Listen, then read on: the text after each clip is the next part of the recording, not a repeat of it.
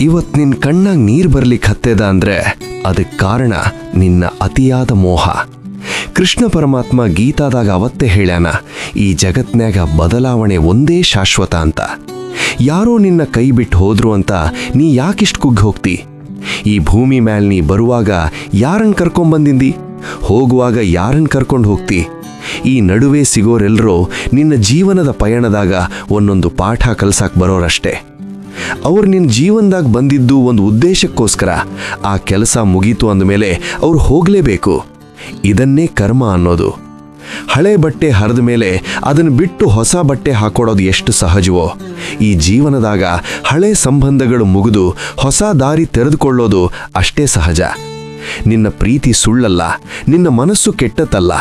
ಆದರೆ ಆ ವ್ಯಕ್ತಿ ನಿನ್ನ ಪಾಲಿನ ದಾರಿಗೆ ಸರಿ ಇರಲಿಲ್ಲ ಅಷ್ಟೇ. ಏಳುಗೆಳೆಯ, ಕಣ್ಣೀರೊರ್ಸ್ಕೋ, ನಿನ್ನೊಳಗಿರೋ ಆ ಪರಮಾತ್ಮನನ್ನ ನೆಚ್ಕೋ. ಈ ಜಗತ್ತಿನ ಮನುಷ್ಯರು ನಿನ್ನ ಕೈ ಬಿಡಬಹುದು, ಆದರೆ ಆ ಮಾಧವ ನಿನ್ನ ಕೈ ಎಂದೂ ಬಿಡಂಗಿಲ್ಲ. ನಿನ್ನ ಪ್ರೀತಿ ಸೋತಿಲ್ಲ, ನೀನೂ ಸೋತಿಲ್ಲ.